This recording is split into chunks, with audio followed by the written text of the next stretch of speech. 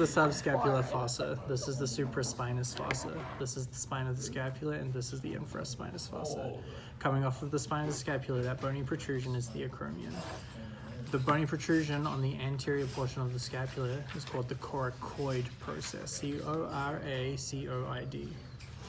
And then this divot right here is the glenoid fossa, and you see how it articulates with the head of the humerus. Okay, so now we'll go to the humerus. This is the head of the humerus. The anterior portion of the humerus has a small bump on it, so this is called the lesser tubercle. The lateral portion of the humerus, this one here, is the greater tubercle. This is the actual humerus. Where I'm putting my fingers right now are going to be the medial and lateral epicondyles. The lateral epicondyle, which is this one right here, goes with the radius. The medial epicondyle goes with the ulna, which is that bone right there. You can also remember it that the lateral is thumb side and the medial is pinky side, because that's how it is when you're in anatomical position. Okay.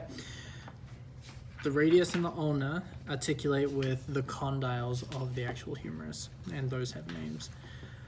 The condyle that articulates with the head of the radius is going to be the capitulum. The condyle that articulates with the ulna is going to be the trochlea. The ulna has a few different portions that you guys need to know. This bony process that is jagged up like that is called the coronoid process of the ulna, just like the coronoid process of the mandible. Just below it is going to be the ulnar tuberosity. The back of the ulna is called the olecranon or the olecranon if you're American, and that's what you call your elbow. Radius. The head of the radius is a disc shape, and then just below it there's a bony protrusion right here, and that's called the radial tuberosity.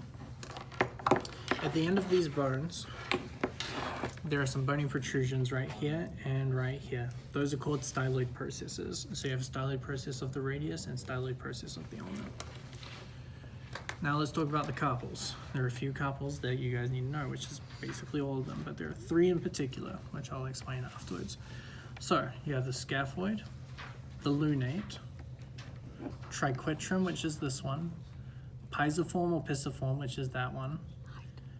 That is trapezium, and that's trapezoid. And then you have capitate and hamate. The ones that you usually see are scaphoid, hamate, and pisiform. So these were the carpals. So these are going to be called the metacarpals, and then these are the phalanges. Between the carpals and metacarpals is the carpo-metacarpal joint, and then between the metacarpals and the phalanges is the metacarpophalangeal joint. Phalangeal, there we go.